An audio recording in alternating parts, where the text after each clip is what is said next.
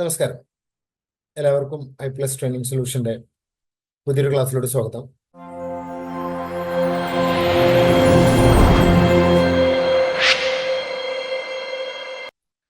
നമ്മൾ ഇന്നിവിടെ ഡിസ്കസ് ചെയ്യാൻ വേണ്ടിയിട്ട് പോകുന്നത് നിങ്ങളുടെ HSA സോഷ്യൽ സയൻസിലെ പുതിയൊരു ടോപ്പിക്കാണ്.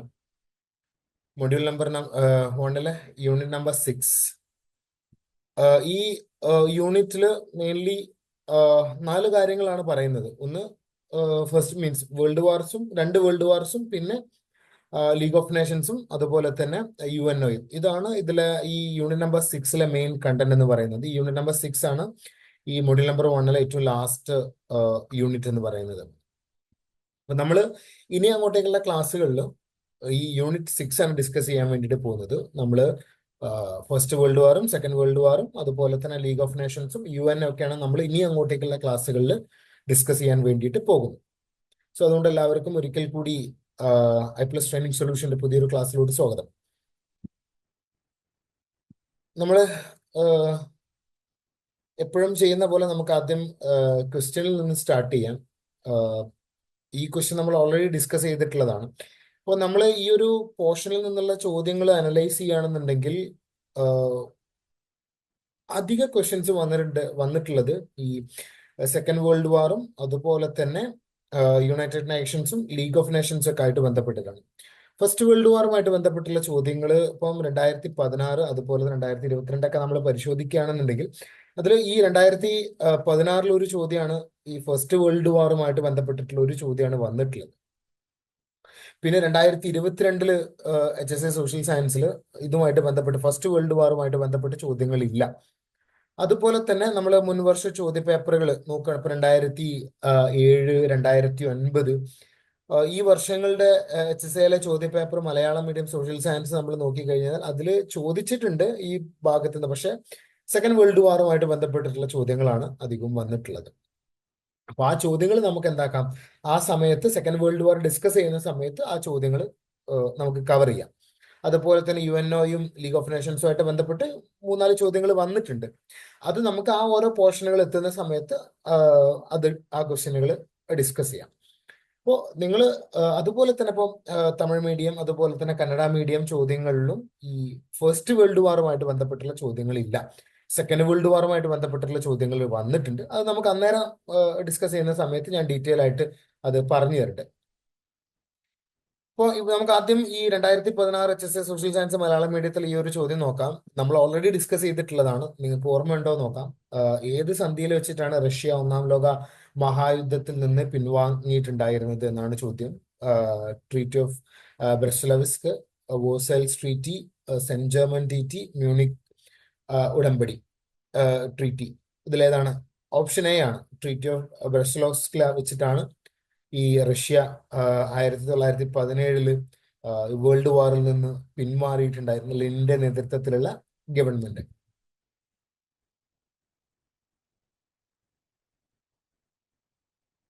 ഇനി നമുക്ക് 2022 ചോദ്യം നോക്കാം. 2022 കുറച്ചും കൂടെ ഇൻഡയറക്റ്റ് ആയിട്ടുള്ള ഒരു ചോദ്യമാണ് ചോദിച്ചിട്ടുള്ളത്. അതായത് യുദ്ധത്തിനെതിരെ പ്രതിഷേധ സൂചകമായിട്ട് പാബ്ലോ പിക്കാസോ വരച്ച പ്രശസ്തമായിട്ടുള്ള ചിത്രം ഏതാണെന്നാണ് ചോദ്യം. ലാവിയാണോ, ഗർണിക്കയാണോ, ബുൾസ് ഹെഡ് ആണോ, ഹെഡ് ഓഫ് എ ചൈൽഡ് ആണോ? പിക്കാസോയെ പറ്റി നിങ്ങൾ കേട്ടിട്ടുണ്ടായിരിക്കും. വളരെ ഫേമസ് ആയിട്ടുള്ള ഒരു പെയിന്റർ ആണ് അദ്ദേഹം. അപ്പോ യുദ്ധത്തിനെതിരെ അദ്ദേഹം വരച്ചിട്ടുള്ള ചിത്രം ഏതാണ് എന്നാണ് 2022 മലയാളം മീഡിയം HSA സോഷ്യൽ സയൻസിൽ ചോദിച്ചിട്ടുള്ള ചോദ്യം. ഈ ഭാഗത്തുനിന്ന് അധികവും ഈ യൂണിറ്റിൽ നിന്ന്, യൂണിറ്റ് നമ്പർ 6 നിന്ന് അധികവും 1 മാർക്കിന്റെ ചോദ്യങ്ങളാണ് ചോദിച്ചിട്ടുള്ളത്. ഓക്കെ, അപ്പൊ പറയൂ, ഏത് ചിത്രമാണ് പിക്കാസോ വരച്ചിട്ടുണ്ടായിരുന്നത് യുദ്ധത്തിനെതിരെ? ഈ ഒരു ചോദ്യമാണ് 2022 ഈ യൂണിറ്റ് നമ്പർ 6 എന്ന് ചോദിച്ചിട്ടുള്ളത്. ഇതിന്റെ ഉത്തരം ഓപ്ഷൻ ഗർണിക്കയാണ്. ഗർണിക്ക എന്ന് പറയുന്ന പെയിന്റിംഗ് ആണ് പിക്കാസോ യുദ്ധത്തിനെതിരെ ആയിട്ട് വരച്ചിട്ടുണ്ടായിരുന്നത്. അപ്പൊ അത് ജസ്റ്റ് ഒന്ന് നിങ്ങൾ ഓർത്തിരിക്കുക. നമുക്കിനി 1-ാം ലോക മഹായുദ്ധത്തെ കുറിച്ചിട്ട് ഡിസ്കസ് ചെയ്യാം. 1-ാം ലോക മഹായുദ്ധത്തെ കുറിച്ചിട്ട് ഒരു ഇൻട്രൊഡക്ഷന്റെ കാര്യമില്ല. കാരണം നിങ്ങൾ ഒരുപാട് തവണ കേട്ടിട്ടും പഠിച്ചിട്ടുള്ളതായിരിക്കും ഈ 1-ാം ലോക മഹായുദ്ധം. നിങ്ങൾ ചെറുപ്പം മുതൽ കേൾക്കുന്ന ഒന്നായിരിക്കും ഈ 1-ാം ലോക മഹായുദ്ധം അല്ലെങ്കിൽ ലോക മഹായുദ്ധങ്ങൾ. ഇപ്പോൾ first world war, second world വാർ എന്ന് നിങ്ങൾ പലപ്പോഴായിട്ട് ചെറിയ ക്ലാസ് മുതൽക്ക് കേട്ടിട്ടുള്ള ഒരു സംഭവമാണ്. അപ്പം ഈ ഒരു ഇതിനെക്കുറിച്ചിട്ട് നിങ്ങൾക്കൊരു ഒരു ധാരണ എന്തായാലും ഉണ്ടായിരിക്കും. എന്നിരുന്നാലും ഇത് നമ്മളെ സിലബസിന്റെ ഭാഗമായതുകൊണ്ട് നമുക്കിതൊന്നും കൂടെ എന്താക്കാം, ഒന്ന് റിവൈസ് ചെയ്യാം. നിങ്ങൾക്ക് അറിയുന്ന ഒരുപാട് കാര്യങ്ങൾ തന്നെയാണ്, നിങ്ങൾ പഠിച്ചിട്ടുള്ള കാര്യങ്ങൾ തന്നെയാണ് ഇതിലുള്ളത്. പക്ഷെ നമുക്കൊന്നും കൂടെ റിവൈസ് ചെയ്ത് അതൊന്നും കൂടെ പൊടി തട്ടിയെടുക്കാം. ഇനി അതുപോലെ തന്നെ നിങ്ങൾക്ക് അറിയാത്ത ചില പോയിന്റ്സുകൾ ഉണ്ടെന്നുണ്ടെങ്കിൽ നമ്മൾ അത് ഡിസ്കസ് ചെയ്യുമ്പോൾ നിങ്ങൾക്ക് അത് ഉപകാരപ്പെടും.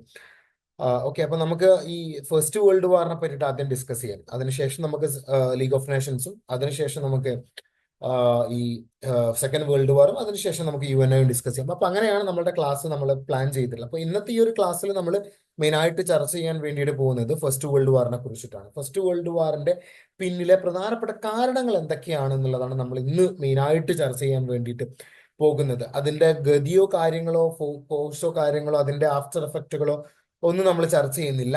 എന്തൊക്കെയാണ് ഈ ഫസ്റ്റ് വേൾഡ് വാറിന്റെ പിന്നിലെ പ്രധാനപ്പെട്ട കാരണങ്ങൾ എന്നുള്ളതാണ് നമ്മൾ ഇന്ന് ചർച്ച ചെയ്യാൻ വേണ്ടിയിട്ട് പോകുന്നത്. അപ്പോ ഈ ഫസ്റ്റ് വേൾഡ് വാർ എന്ന് പറയുന്നത് ലോകത്ത് നടന്നിട്ടുണ്ടായിരുന്ന ഏറ്റവും വലിയ ഒരു സംഭവ വികാസങ്ങളിൽ ഒന്നാണ്. അതിലൊരു സംശയമില്ല. ഏറ്റവും വലിയ ലോക ചരിത്രത്തിൽ ഏറ്റവും വലിയ ഒരു സംഭവമാണ് ഈ ഒന്നാം ലോക മഹായുദ്ധം എന്ന് പറയുന്നത്. അതുപോലെ തന്നെ ഏറ്റവും വലിയ വിപത്ത് ലോകത്തിന് സമ്മാനിച്ചു വന്നു, അല്ലെങ്കിൽ ഏറ്റവും എന്താ പറയുന്നത്, വിനാശകാരമായിട്ടുള്ള ഒരു സംഭവങ്ങളിൽ ഒന്നുമാണ് ഈ ഫസ്റ്റ് വേൾഡ് വാർ എന്ന് പറയുന്നത്. ഫസ്റ്റ് വേൾഡ് വാറിനേക്കാൾ കൂടുതൽ ആഴത്തിൽ മുറിവുകൾ ഉണ്ടാക്കിയിട്ടുണ്ടായിരുന്നത് സെക്കൻഡ് വേൾഡ് വാർ ആണ്. ഇപ്പോ നമ്മൾ ഈ വിനാശകരമാണെന്ന് പറഞ്ഞല്ലോ, അപ്പൊ അതിലൊരു തോത് നമ്മൾ നോക്കുകയാണെന്നുണ്ടെങ്കിൽ ഇപ്പൊ ഫസ്റ്റ് വേൾഡ് വാറിന്റെ സമയത്ത് ഏകദേശം 10 മില്യൺ ജനങ്ങളാണ് ഇതിൽ കൊല്ലപ്പെട്ടിട്ടുണ്ടായിരുന്നത്, ഒന്നാം ലോക മഹായുദ്ധം കാരണമായിക്കൊണ്ട്. അതുപോലെ തന്നെ അതില് 21 മില്യൺ ആളുകൾ മുറിവ് പറ്റിയിട്ട് രോഗാവസ്ഥയിൽ കിടന്നിട്ടുണ്ടായിരുന്നു. 10 മില്യൺ ആളുകൾ മരണപ്പെട്ടിട്ടുണ്ടായിരുന്നു ടോട്ടലി. 21 മില്യൺ ആളുകൾ മുറി പറ്റി കിടന്നിട്ടുണ്ടായിരുന്നു. അപ്പൊ ഇതാണ് ഇതിന്റെ ഒരു എന്താ പറയുക, ഒരു ലെവൽ ഓഫ് ഡിസ്ട്രക്ഷൻ എന്ന് പറയുന്നത്.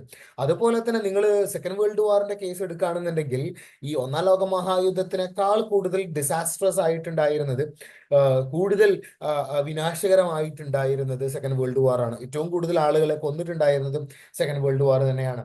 ഇപ്പോൾ സെക്കൻഡ് വേൾഡ് വാറിന്റെ കണക്ക് നിങ്ങൾ പരിശോധിക്കുകയാണെന്നുണ്ടെങ്കിൽ ഏകദേശം 30 മില്യൺ ആളുകളാണ് സെക്കൻഡ് വേൾഡ് വാറിന്റെ സമയത്ത് കൊല്ലപ്പെട്ടിട്ടുണ്ടായിരുന്നത്. അതിൽ 7 മില്യൺ ജനങ്ങള് ജൂതന്മാർ മാത്രമായിരുന്നു. 7 മില്യൺ ആളുകൾ ജൂതന്മാരെ മാത്രം ഹിറ്റ്ലർ കൊന്നൊടുക്കിയിട്ടുണ്ട്. അതൊക്കെ നമുക്ക് ഡിസ്കസ് ചെയ്യേണ്ടതുണ്ട്. അപ്പോ ലോക ചരിത്രത്തില് ഏറ്റവും വലിയ ഒരു സംഭവ വികാസങ്ങളിൽ രണ്ടെണ്ണമാണ് ഈ ഫസ്റ്റ് വേൾഡ് വാറും സെക്കൻഡ് വേൾഡ് വാറും. അതുപോലെ തന്നെ ഈ ഒരു യുദ്ധത്തിൽ ഒരുപാട് രാജ്യങ്ങൾ പങ്കെടുത്തിട്ടുണ്ട്. ഇപ്പൊ യൂറോപ്പിൽ നിന്ന് തന്നെയുള്ള ഒട്ടുമിക്ക എല്ലാ രാജ്യങ്ങളും ഇതിൽ പങ്കെടുത്തിട്ടുണ്ട്. അതുപോലെ തന്നെ ലോകത്തിന്റെ മറ്റു ഭാഗങ്ങളിൽ നിന്നുള്ള രാജ്യങ്ങളും ഈ യുദ്ധങ്ങളിൽ പങ്കെടുത്തിട്ടുണ്ട്. ഇപ്പോൾ ഇന്ത്യ പങ്കെടുത്തിട്ടുണ്ട്, അതുപോലെ തന്നെ ആഫ്രിക്ക പങ്കെടുത്തിട്ടുണ്ട്. അങ്ങനെ ലോകത്തിന്റെ വിവിധ ഭാഗങ്ങളിൽ, യൂറോപ്പിൽ മാത്രം ഒതുങ്ങി നിന്ന ഒരു സംഭവമല്ല ലോകമഹായുദ്ധം എന്നുള്ളത്. ഇപ്പം ഒരു എക്സാമ്പിൾ നമ്മൾ പറയുകയാണെന്നുണ്ടെങ്കിൽ ഇപ്പോൾ ഇന്ത്യയുടെ കേസ് തന്നെ, കാരണം ഇന്ത്യൻ ചരിത്രത്തെ ഈ ഫസ്റ്റ് വേൾഡ് വാറും സെക്കൻഡ് വേൾഡ് വാറും വളരെ എന്താ പറയുന്നത്, ഇൻഫ്ലുവൻസ് ചെയ്തിട്ടുണ്ട്. ഇപ്പോ സെക്കൻഡ് വേൾഡ് വാർ തന്നെ എടുത്തു നോക്ക്. സെക്കൻഡ് വേൾഡ് വാർ ശരിക്കും ഇന്ത്യയെ ഇപ്പൊ ഒരു അർത്ഥത്തിൽ വേണമെന്നുണ്ടെങ്കിൽ ഇപ്പൊ കാംബ്രിഡ്ജ് ഹിസ്റ്റോറിയൻസ് ഒക്കെ പറയുന്ന ഒരു കാര്യം എന്താണെന്ന് വെച്ച് കഴിഞ്ഞാൽ, ഈ സെക്കൻഡ് വേൾഡ് വാർ കാരണമായിക്കൊണ്ടാണ് ബ്രിട്ടൻ ഇന്ത്യ വിട്ടു പോയത് എന്നാണ് പറയുന്നത്. അല്ലാതെ ഇന്ത്യയിൽ നടന്നിട്ടുണ്ടായിരുന്ന സ്വാതന്ത്ര്യ സമര പ്രസ്ഥാനങ്ങളല്ല എന്ന് പറയുന്ന ഹിസ്റ്റോറിയൻസ് ഉണ്ട്. അപ്പം രണ്ടാം ലോക മഹായുദ്ധം ബ്രിട്ടനെ പാടെ തകർത്തിട്ടുണ്ടായിരുന്നു. അത് കാരണമായിക്കൊണ്ട് ഇന്ത്യ ഒരു കോളനി ആക്കിയിട്ട് മെയിൻറ്റെയിൻ ചെയ്ത് കൊണ്ടുപോകാൻ വേണ്ടിയിട്ട് ബ്രിട്ടന് സാധിക്കാതെ പോയി. ഒരു പ്രഷർ ബ്രിട്ടന്റെ മേൽ ഉണ്ടായിട്ടുണ്ടായിരുന്നു. ഫിനാൻഷ്യലി ബ്രിട്ടൻ ബാങ്ക്രപ്റ്റ് ആയിട്ടുണ്ടായിരുന്നു.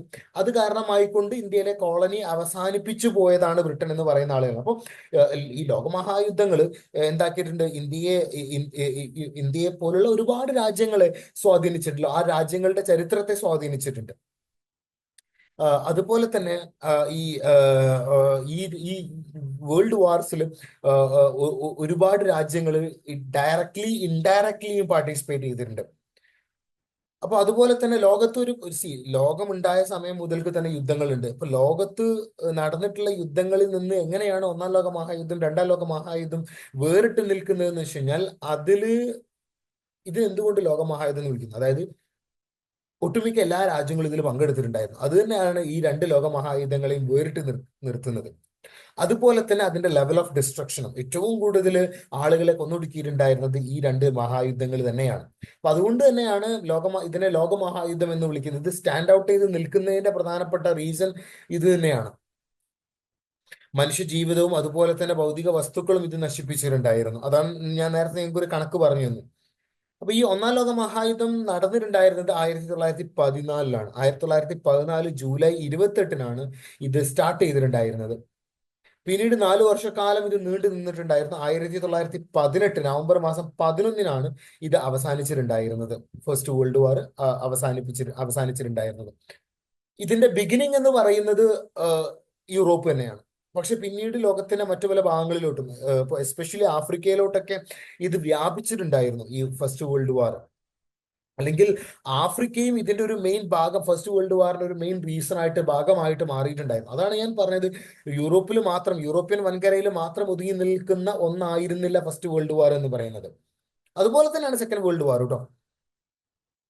ലോകത്തിന്റെ പല ഭാഗങ്ങളിലോട്ടും ഇത് വ്യാപിച്ചിട്ടുണ്ടായിരുന്നു. അതുപോലെ തന്നെ ഈ 20-ാം നൂറ്റാണ്ടിലെ വളരെ സംഘടിതവും സായുധവുമായ രാജ്യങ്ങൾ തമ്മിലുള്ള ആദ്യത്തെ സംഘർഷമാണ് ഈ ഫസ്റ്റ് വേൾഡ് വാർ എന്ന് പറയുന്നത്. അപ്പൊ ഇവര് തമ്മിൽ, അതായത് എസ്പെഷ്യലി യൂറോപ്പിലെ രാജ്യങ്ങൾ തമ്മിൽ എങ്ങനെയാണ് ഒരു കോൺഫ്ലിക്റ്റ് ഉണ്ടായത്, ആ കോൺഫ്ലിക്റ്റ് എങ്ങനെയാണ് ഫസ്റ്റ് വേൾഡ് വാറിലോട്ട് നയിച്ചിട്ടുണ്ടായിരുന്നത്, അതുപോലെ തന്നെ ഈ കോൺഫ്ലിക്റ്റ് കാരണം എങ്ങനെയാണ് സായുധ വിപ്ലവം അല്ലെങ്കിൽ സായുധമായിട്ട് എങ്ങനെയാണ് ഓരോ രാജ്യങ്ങളും തങ്ങളുടെ എനിമീസിനെ നേരിട്ടിട്ടുണ്ടായിരുന്നത് എന്നതിനെ കുറിച്ചിട്ടൊക്കെയാണ് നമ്മൾ ഇനി അങ്ങോട്ടേക്കുള്ള ക്ലാസ്സുകളിൽ ചർച്ച ചെയ്യാൻ വേണ്ടിയിട്ട് പോകുന്നത്. അപ്പൊ ഈ ഒട്ടുമിക്ക എല്ലാ രാജ്യങ്ങളും ഇതിൽ പാർട്ടിസിപ്പേറ്റ് ചെയ്തിട്ടുണ്ട്. അതുകൊണ്ട് തന്നെയാണ് ഇതിനെ ലോകമഹായുദ്ധം എന്ന് വിളിച്ചിട്ടുണ്ടായിരുന്നത്. അതായത് കണക്കുകൾ പ്രകാരം ഏകദേശം 30ഓളം രാജ്യങ്ങൾ ഈ യുദ്ധത്തിൽ പങ്കെടുത്തിട്ടുണ്ട് എന്നാണ് പറയപ്പെടുന്നത്. അപ്പൊ നമുക്ക് ഇനി ഇതിന്റെ പ്രധാനപ്പെട്ട കാരണങ്ങൾ എന്തൊക്കെയാണ് എന്നാണ് നമ്മൾ ഇനി നോക്കാൻ വേണ്ടിയിട്ട് പോകുന്നത്. അപ്പൊ ഈ ഒന്നാം ലോക മഹായുദ്ധത്തിന് നിങ്ങൾ പഠിച്ച പോലെ, നിങ്ങൾക്ക് അറിയുന്ന പോലെ, ഈ ഒന്നാം ലോക മഹായുദ്ധത്തിന് ഒരുപാട് കാരണങ്ങളുണ്ട്. ഒട്ടനവധി കാരണങ്ങൾ നമുക്ക് ഓരോന്നായിട്ട് 1 by 1 ആയിട്ട് നമുക്ക് ഡിസ്കസ് ചെയ്യേണ്ടതുണ്ട്. അപ്പം അതിലെ ഏറ്റവും പ്രധാനപ്പെട്ട ഒരു കാരണം എന്ന് പറയുന്നത് അഗ്രസീവ് നാഷണലിസം ആണ്, അല്ലെങ്കിൽ എക്സ്ട്രീം ഫോം ഓഫ് നാഷണലിസം, അല്ലെങ്കിൽ തീവ്ര ദേശീയത ഒരു പ്രധാനപ്പെട്ട റീസൺ തന്നെയാണ്. കാരണം ഈ ദേശീയത കാരണമായിക്കൊണ്ടാണ് ഒരുപാട് യുദ്ധങ്ങൾ ഉണ്ടായിട്ടുണ്ടായിരുന്നത്. അതുപോലെ തന്നെ ഈ ദേശീയത കാരണമായിക്കൊണ്ട് തന്നെയാണ് ഇന്നും ഒരുപാട് യുദ്ധങ്ങൾ നടക്കുന്നത്. അപ്പോൾ ഈ ഫസ്റ്റ് വേൾഡ് വാറിനെ സംബന്ധിച്ച് നാഷണലിസം, ദേശീയത എന്ന് പറയുന്നത് ഒരു വലിയൊരു ഫാക്ടർ തന്നെയായിരുന്നു, വലിയൊരു കോസേറ്റീവ് ഫാക്ടർ തന്നെയായിരുന്നു. അപ്പൊ ഈ ദേശീയത എന്ന് പറയുന്നത് ഒരു വ്യക്തിക്ക് തന്റെ രാജ്യത്തോടുള്ള സ്നേഹം, അത് പോസിറ്റീവാണ്. ദേശീയത എന്ന് പറയുന്നത് അത് പോസിറ്റീവാണ്. അപ്പൊ ഇത് തീവ്രമാവുന്ന ഒരു പോയിന്റ് ഉണ്ട്, ഇത് എക്സ്ട്രീം ആവുന്ന, ഒരു അഗ്രസീവ് ആവുന്ന ഒരു പോയിന്റ് ഉണ്ട്. ഇപ്പൊ തീവ്ര ദേശീയതയുടെ ബെസ്റ്റ് എക്സാമ്പിൾ ആണ് ഈ ഹിറ്റ്ലറും മുസോളിനിയും. നമുക്കത് ഡിസ്കസ് ചെയ്യേണ്ടതുണ്ട്. എങ്ങനെയാണ് തീവ്ര ദേശീയത ഇവർ രണ്ടുപേരും പ്രചരിപ്പിച്ചിട്ടുണ്ടായിരുന്നത് എന്നുള്ള കാര്യം ചർച്ച ചെയ്യേണ്ടതുണ്ട്. നമുക്കത് പറഞ്ഞു. അതുപോലെ തന്നെ ജർമ്മനി ഈ തീവ്ര ദേശീയതയുടെ ഒരു പ്രധാനപ്പെട്ട ഭാഗമാണ്. കാരണം ജർമ്മനിയുടെ നാഷണലിസവും വലിയൊരു റീസൺ ആയിട്ടുണ്ട്. ജർമ്മനിയുടെ ആർത്തിയും ഒരു പ്രധാനപ്പെട്ട റീസൺ ആയിട്ടുണ്ട് ഈ ഫസ്റ്റ് വേൾഡ് വാർ. ജർമ്മനിക്ക് കൂടുതൽ കോളനികൾ ഉണ്ടാക്കണം, കോളനികൾ പിടിച്ചെടുക്കണം എന്നുള്ള ജർമ്മനിയുടെ ആർത്തി ഉണ്ടല്ലോ, അതൊരു പ്രധാനപ്പെട്ട റീസൺ. ആ ആർത്തിയുടെ പേര് തന്നെയാണ് തീവ്ര ദേശീയത എന്ന് പറയുന്നത്. ഒരുപാട് കോളനികൾ ഉണ്ടാക്കണം, ഒരുപാട് പ്രദേശങ്ങൾ പിടിച്ചടക്കണം, തങ്ങളുടെ എംപയർ വലുതാക്കണം, തങ്ങളുടെ കോളനികളാക്കിയിട്ട് ലോകത്തെ മാറ്റണം, തങ്ങളുടെ പ്രൊഡക്റ്റുകൾ വിറ്റഴിക്കാനുള്ള ഒരു മാർക്കറ്റ് ആയിട്ട് കോളനികൾ ഉണ്ടാക്കണം, പ്രദേശങ്ങൾ മാറ്റണം, കോളനികളാക്കിയിട്ട് മാറ്റണം എന്ന് ജർമ്മനി മാത്രമല്ല കേട്ടോ, വേറെയും രാജ്യങ്ങളുണ്ട്. ജർമ്മനി ഒരു എക്സാമ്പിൾ ഞാൻ പറഞ്ഞുതരാം. അപ്പോൾ ജർമ്മനിയുടെ ആഗ്രഹങ്ങളും ജർമ്മനിയുടെ തീവ്ര ദേശീയതയും ഫസ്റ്റ് വേൾഡ് വാറിനും സെക്കൻഡ് വേൾഡ് വാറിനും ഒരു പ്രധാനപ്പെട്ട കാരണമായിട്ടുണ്ട്. ഈ ദേശീയത എന്ന് പറയുന്നത് അത്രമാത്രം പ്രോബ്ലമാറ്റിക് ആയിട്ടുള്ള ഒന്നല്ല, പക്ഷെ അത് ഏത് പോയിന്റിലാണോ അത് തീവ്രമാവുന്നത് അത് പ്രോബ്ലമാറ്റിക് ആണ്. അപ്പൊ ഇവിടെ സംഭവിച്ചിട്ടുണ്ടായിരുന്നത് നാഷണലിസം അല്ല, തീവ്ര ദേശീയതയാണ്. അതായത് അഗ്രസീവ് നാഷണലിസം ആണ് സംഭവിച്ചിട്ടുണ്ടായിരുന്നത്. അത് കാരണമായിക്കൊണ്ടാണ് ഫസ്റ്റ് വേൾഡ് വാർ നടന്നിട്ടുണ്ടായിരുന്നത്. അതായത് ദേശീയത അതിന്റെ ഒരു അപകടകരമായിട്ടുള്ള ഒരു സ്റ്റേജിലോട്ട് അത് എത്തിയിട്ടുണ്ടായിരുന്നു. ആ അപകടപരമായിട്ടുള്ള സ്റ്റേജാണ് ജർമ്മനിയെ കോളനികൾക്ക് വേണ്ടിയിട്ട് മറ്റ് രാജ്യങ്ങളുമായിട്ട് മത്സരിപ്പിച്ചിട്ടുണ്ടായിരുന്നത്. അതേ ദേശീയത തന്നെയാണ് ബ്രിട്ടനെയും ഫ്രാൻസിനെയും ജർമ്മനിക്കെതിരെ തിരിച്ചിട്ടുണ്ടായിരുന്നത്. അപ്പൊ അത് ഓർത്തിരിക്കുക. അപ്പൊ ഈ ഓരോ രാജ്യങ്ങൾക്കും അവരുടേതായിട്ടുള്ള അഭിലാഷങ്ങൾ, അവരുടേതായിട്ടുള്ള ഇൻട്രസ്റ്റുകൾ ഉണ്ടായിട്ടുണ്ടായിരുന്നു. ആ ഇൻട്രസ്റ്റുകൾ പ്രൊട്ടക്ട് ചെയ്യാൻ വേണ്ടിയിട്ടാണ് ഫസ്റ്റ് വേൾഡ് വാർ നടന്നിട്ടുണ്ടായിരുന്നത്. ഏതൊക്കെ തരത്തിലുള്ള ഇൻട്രസ്റ്റുകളാണ് ഉണ്ടായിട്ടുണ്ടായിരുന്നത് എന്നുള്ള കാര്യം നമുക്ക് ഡിസ്കസ് ചെയ്യേണ്ടതുണ്ട്. അപ്പോൾ ഈ ദേശീയ അഭിലാഷങ്ങൾ രാഷ്ട്രീയ സ്പർദ്ധയിലോട്ട് നയിച്ചിട്ടുണ്ട്. അതായത് ഇപ്പോൾ ഒരു രാജ്യം തീവ്ര ദേശീയതയിലോട്ട് പോവുകയാണെന്നുണ്ടെങ്കിൽ ആ രാജ്യത്തിന് എത്ര കിട്ടിയാലും മതിയാവില്ല, എത്ര പ്രദേശങ്ങൾ കോൺകർ ചെയ്താലും മതിയാവില്ല. ആ അങ്ങനെയുള്ള ഒരു പോയിന്റിലാണ് മറ്റു രാജ്യങ്ങളുടെ അതിർത്തിമേൽ കടന്നാക്രമിക്കുക. അതാണ് ശരിക്കും ഇങ്ങോട്ടേക്ക് കാരണമായിട്ട് അത്തരത്തിലുള്ള മനോഭാവം, അത്തരത്തിലുള്ള ഒരു ടെൻഡൻസിയുമാണ് ഫസ്റ്റ് വേൾഡ് വാറിലോട്ടുള്ള ഒരു പ്രധാനപ്പെട്ട കാരണം എന്ന് പറയുന്നത്. അപ്പോൾ ഇത് കാരണമായിക്കൊണ്ട് ആ രാജ്യങ്ങളുടെ ഇടയിൽ സ്പർദ്ധ അല്ലെങ്കിൽ കോൺഫ്ലിക്റ്റുകൾ ഉണ്ടാവുന്നു. ആ കോൺഫ്ലിക്റ്റുകൾ തന്നെയാണ് ഫസ്റ്റ് വേൾഡ് വാറിന്റെ പ്രധാനമായിട്ടുള്ള ഒരു കാരണമായിട്ട് മാറിയിട്ടുണ്ടായിരുന്നത്. ഈ തീവ്ര ദേശീയത കാരണമായിക്കൊണ്ട് യൂറോപ്പില് അതുപോലെ തന്നെ ലോകത്തിന്റെ മറ്റു പല ഭാഗങ്ങളിലും ഒരുപാട് രാജ്യങ്ങൾ, ഒരുപാട് സംസ്ഥാനങ്ങൾ, പുതിയ പുതിയ രാജ്യങ്ങൾ, പുതിയ പുതിയ സംസ്ഥാനങ്ങൾ വന്നിട്ടുണ്ടായിരുന്നു. ഈ ദേശസ്നേഹം ഒരു തീവ്രവാദ സ്വഭാവം കൈവരിച്ചിട്ടുണ്ടായിരുന്നു. എല്ലാ ആളുകളും എൻ്റെ രാജ്യം, എൻ്റെ രാജ്യം എന്നുള്ള ഒരു കോൺസെപ്റ്റിലോട്ട് മാറിയിട്ടുണ്ടായിരുന്നു. അത് ആണ് പ്രോബ്ലമാറ്റിക് ആയിട്ട് മാറിയിട്ടുണ്ടായിരുന്നത്. ഈ എൻ്റെ രാജ്യം തെറ്റോ ശരിയോ എന്നുള്ളത് തീവ്ര ദേശീയ വാദികളുടെ ഒരു മാർഗനിർദ്ദേശ തത്വമായിട്ട്, അവരുടെ ഒരു ഫിലോസഫി ആയിട്ട് മാറിയിട്ടുണ്ടായിരുന്നു. ഈ തീവ്ര ദേശീയത തന്നെയാണ് സെർബിയയെ കൊണ്ട് ബോസ്നിയ ഹെർസഗോവിന പോലുള്ള പ്രദേശങ്ങൾ പിടിച്ചെടുക്കാൻ വേണ്ടിയിട്ട് സെർബിയയെ പ്രേരിപ്പിച്ചിട്ടുണ്ടായിരുന്നത്. ഈ ബോസ്നിയയും ഹെർസഗോവിനയും പണ്ട് ഒട്ടോമൻ ചക്രവർത്തിയുടെ കീഴിലായിരുന്നു. ഒട്ടോമൻ ചക്രവർത്തിയുടെ ശക്തി ക്ഷയിച്ചപ്പോൾ ഓസ്ട്രിയ ഈ പ്രദേശങ്ങൾ കീഴടക്കുകയാണ്, ബോസ്നിയയും ഹെർസഗോവിനയും. ഈ പ്രദേശങ്ങൾ പിന്നീട് സെർബിയ കീഴടക്കുകയാണ് ഓസ്ട്രിയയുടെ കയ്യിൽ നിന്നും. അത് കീഴടക്കാൻ വേണ്ടിയിട്ട് സെർബിയയെ പ്രേരിപ്പിച്ചിട്ടുണ്ടായിരുന്ന തീവ്രദേശീയതയാണ്. ഈ ഓസ്ട്രിയയുടെ കയ്യിൽ നിന്ന് ഈ രണ്ട് പ്രദേശവും കൂടെ പിടിച്ചെടുത്തുകൊണ്ട് തങ്ങളുടെ സെർബിയ എന്ന് പറയുന്ന രാജ്യം വിപുലീകരിക്കണം എന്ന് ഉള്ള ഒരു തോട്ടിൽ നിന്നാണ് ഫസ്റ്റ് വേൾഡ് വാർ നടക്കുന്നത്. സെർബിയ ഒരു ഇമ്പോർട്ടന്റ് ആയിട്ടുള്ള റീസൺ ആണ്, നമുക്ക് ഡിസ്കസ് ചെയ്യേണ്ടതുണ്ട്. കാരണം ഈ സെർബിയ തന്നെയാണ് ഈ ഫസ്റ്റ് വേൾഡ് വാറിന്റെ ഒരു പ്രധാനപ്പെട്ട ഇമ്മീഡിയറ്റ് കോസ് എന്ന് പറയുന്നത്. അത് എന്താണ് ആ ഇൻസിഡന്റ് എന്നുള്ള കാര്യം നിങ്ങൾക്ക് എല്ലാവർക്കും നിങ്ങൾക്ക് അറിയുന്ന ഒരു കാര്യമാണ്. ഈ ഈ ഫെർഡിനാൻഡിനെ കൊന്നത് നമുക്കത് ഡിസ്കസ് ചെയ്യേണ്ടതുണ്ട്. ഞാനത് പറഞ്ഞുതരാം. സാരാജോവോ എന്ന് പറയുന്ന പ്രദേശത്ത് വെച്ചിട്ട് ഫെർഡിനാൻഡിനെ വധിച്ചത് അതൊരു പ്രധാനപ്പെട്ട ഇൻസിഡന്റ് ആണ്. അതൊരു ഇമ്മീഡിയറ്റ് റീസൺ ആണ് ഈ ഫസ്റ്റ് വേൾഡ് വാർ. നമുക്ക് ഡിസ്കസ് ചെയ്യേണ്ടതുണ്ട്. അതുപോലെ തന്നെ ഈ സെയിം തീവ്ര ദേശീയത തന്നെയാണ് പ്രഷ്യയെ ഇൻഫ്ലുവൻസ് ചെയ്യിപ്പിച്ചിട്ടുണ്ടായിരുന്നത്. പ്രഷ്യ എന്ന് പറയുന്നത് ജർമ്മനിക്ക് അടുത്ത് കിടക്കുന്ന പ്രദേശമാണ്. ജർമ്മനിക്ക് അടുത്ത് കിടക്കുന്ന പ്രദേശമാണ് ഈ പ്രഷ്യ, ഓസ്ട്രിയ പോലുള്ള പ്രദേശങ്ങളൊക്കെ. അപ്പോൾ ഈ പ്രഷ്യ ഭരിച്ചിട്ടുണ്ടായിരുന്ന ഒരു രാജാവുണ്ട്, ഒരു റൂളർ ഉണ്ട്, ഒരു ഭരണാധികാരി ഉണ്ട്, ബിസ്മാർക്ക് എന്നാണ് അദ്ദേഹത്തിന്റെ പേര്. അപ്പൊ അദ്ദേഹം എന്താക്കിയിട്ടുണ്ട്, പ്രഷ്യ ഫ്രാൻസുമായിട്ടൊരു യുദ്ധം നടന്നിട്ടുണ്ടായിരുന്നു 1871. ആ യുദ്ധത്തിൽ പ്രഷ്യ ഫ്രാൻസിനെ പരാജയപ്പെടുത്തിയിട്ടുണ്ടായിരുന്നു ബിസ്മാർക്കിന്റെ നേതൃത്വത്തിൽ. അപ്പോൾ ബിസ്മാർക്കാണ് ശരിക്കും പ്രഷ്യയെ യുണൈറ്റ് ചെയ്യിപ്പിച്ചിട്ടുണ്ടായിരുന്നത്. ഒരുപാട് ചെറിയ ചെറിയ രാജ്യങ്ങളായിട്ട് കടന്നിട്ടുണ്ടായിരുന്ന പ്രഷ്യയെ ഒരു ഒരു ഒരു ഒരു ഒരു ഏകീകൃത രാജ്യമായിട്ട് കൊണ്ടുവന്നിട്ടുണ്ടായിരുന്നത് ബിസ്മാർക്കാണ്. അപ്പൊ ഇവിടെ ബിസ്മാർക്കിന്റെ ഒരു ഫോട്ടോ നിങ്ങൾക്ക് കാണാൻ കഴിയും. അതിനുശേഷമാണ് ഫ്രാൻസുമായിട്ട് യുദ്ധം നടക്കുന്നത്. ആ യുദ്ധത്തിലാണ് പരാജയപ്പെടുന്നത് ഈ നെപ്പോളിയൻ മൂന്നാമൻ, എൻ്റെ ഓർമ്മ ശരിയാണെന്നുണ്ടെങ്കിൽ. അതായത് നെപ്പോളിയൻ ബോണപ്പാർട്ടിന്റെ കസിനാണ് ഫ്രാൻസിൽ ആ സമയം ഭരണം നടത്തിയിട്ടുണ്ടായിരുന്നത്. അദ്ദേഹത്തിനെതിരെയാണ് പ്രഷ്യ യുദ്ധം നടത്തിയിട്ടുണ്ടായിരുന്നത് 71. അങ്ങനെ അതിൽ പരാജയപ്പെടുത്തിക്കൊണ്ട് ഫ്രാൻസിന്റെ കയ്യിൽ നിന്ന് അൽസ അതുപോലെ തന്നെ ലൊറൈൻ പോലുള്ള പ്രദേശങ്ങൾ പ്രഷ്യ പിടിച്ചെടുത്തിട്ടുണ്ടായിരുന്നു. അത് തീവ്രദേശീയയുടെ ഭാഗമാണ്. ഈ പ്രഷ്യ ഈ പ്രദേശങ്ങൾ പിടിച്ചെടുത്തപ്പോൾ അത് ഫ്രാൻസിന് വലിയ എന്താ പറയുന്ന ഒരു ഒരു ആഹ്ലാദം ക്രിയേറ്റ് ചെയ്തിട്ടുണ്ടായിരുന്നു. കാരണം ഫ്രാൻസിന്റെ കയ്യിലിരുന്ന പ്രദേശമാണ്, അതാണ് പ്രഷ്യ പിടിച്ചെടുത്തിട്ടുണ്ടായിരുന്നത്. അത് ഫ്രാൻസിന്റെ ഒരു ഹ്യൂമിലിയേഷൻ ആണ്. അങ്ങനെ ഫ്രാൻസിൽ തീവ്രദേശീയത വരുന്നു. അത് കാരണമായിക്കൊണ്ട് ഫ്രാൻസ് ബിസ്മാർക്കിന്റെ കയ്യിൽ നിന്ന് അല്ലെങ്കിൽ പ്രഷ്യയുടെ കയ്യിൽ നിന്ന് ഈ അൽസാസും ലൊറൈനും തിരിച്ചു പിടിക്കാൻ വേണ്ടിയിട്ട് ശ്രമങ്ങൾ നടത്തിയിട്ടുണ്ടായിരുന്നു. ആ ശ്രമങ്ങൾ ഫസ്റ്റ് വേൾഡ് വാറിനോട്ട് കാരണമായിട്ടുണ്ട്. ആ ശ്രമങ്ങളെ നമുക്ക് തീവ്രദേശീയത എന്ന് വിളിക്കാൻ പറ്റും. നഷ്ടപ്പെട്ടു പോയ പ്രദേശങ്ങൾ തിരിച്ചു പിടിക്കാനുള്ള ശ്രമങ്ങൾ തീവ്രദേശീയയുടെ ഭാഗമാണ്. അതുപോലെ തന്നെ ഈ ശ്രമങ്ങളെ ചെറുക്കാൻ വേണ്ടിയിട്ട് ഓസ്ട്രിയ ഒരുപാട് നടപടികൾ സ്വീകരിച്ചിട്ടുണ്ടായിരുന്നു. ഓസ്ട്രിയ അല്ല, പ്രഷ്യ, ബിസ്മാർക്ക്. അങ്ങനെയാണ് അദ്ദേഹം എന്താക്കുന്നത് 73-ല്, അതായത് ഫ്രാൻസ് ഏത് സമയം വേണമെങ്കിലും തങ്ങളെ ആക്രമിക്കാം എന്ന് ബിസ്മാർക്കിന് തോന്നിയിട്ടുണ്ടായിരുന്നു. അങ്ങനെയാണ് ബിസ്മാർക്ക് എന്താക്കുന്നത് ത്രീ എംപറേഴ്സ് ലീഗ് ഫോം ചെയ്യുന്നത് 1873-ല്. ഈ ത്രീ എംപറേഴ്സ് ലീഗില് ജർമ്മനി, റഷ്യ, അതുപോലെ തന്നെ ഓസ്ട്രിയ തുടങ്ങിയ രാജ്യങ്ങൾ പങ്കെടുത്തിട്ടുണ്ടായിരുന്നു. ഈ മൂന്ന് രാജ്യങ്ങളുടെ ഒരു അലയൻസിന്, ഒരു സഖ്യത്തെയാണ് നമ്മൾ എന്ത് വിളിക്കുക, ത്രീ എംപറേഴ്സ് ലീഗ് എന്ന് വിളിക്കുന്നത് 1873-ല്. അപ്പോ അത് രൂപീകരിക്കാനുള്ള ഒരു പ്രധാനപ്പെട്ട കാരണം തീവ്രദേശീയതയാണ്. കാരണം ഫ്രാൻസിൽ നിന്ന് തങ്ങളെ പ്രൊട്ടക്ട് ചെയ്യണം എന്നുള്ള ഒരു ചിന്തയിലാണ് പ്രഷ്യ എന്താക്കുന്നത്, ഈ ത്രീ എംപറേഴ്സ് ലീഗ് രൂപീകരിക്കുന്നത്. പ്രഷ്യ പിന്നീട് ജർമ്മനിയുടെ ഭാഗമായിട്ടുണ്ട്, ഓസ്ട്രിയയും അതുപോലെ തന്നെ ആയി. അപ്പോൾ അങ്ങനെയാണ് ഇത് രൂപീകരിക്കുന്നത്. അങ്ങനെ ആ സമയങ്ങളിലൊക്കെ ഫ്രാൻസ് എന്താക്കുന്നുണ്ട്, ഈ ലൊറൈന്, അൽസാസ് പോലുള്ള പ്രദേശങ്ങൾ തിരിച്ചു പിടിക്കാനുള്ള ശ്രമങ്ങൾ നടത്തിയിട്ടുണ്ടായിരുന്നു. ഇത് പിന്നീട് റിവോൾട്ടിലോട്ട് അല്ലെ വേൾഡ് വാറിലോട്ട് കാരണമായിട്ടുണ്ട്.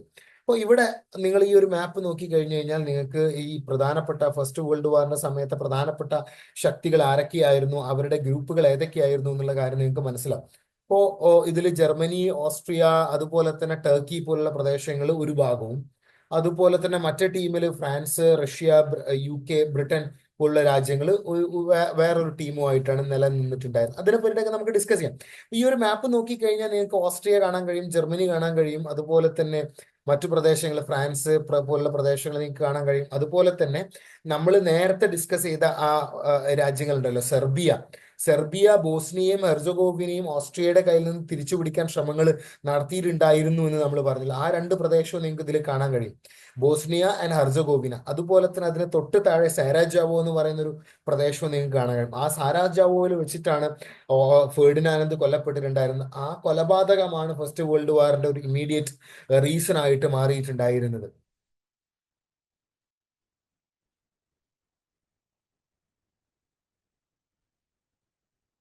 ഈ സമയത്ത് ജർമ്മനി വലിയൊരു ശക്തിയായിട്ട് മാറിയിട്ടുണ്ടായിരുന്നു. ജർമ്മനിയുടെ ചക്രവർത്തി ആയിട്ടുണ്ടായിരുന്നത് കൈസർ വില്യം രണ്ടാമനാണ്.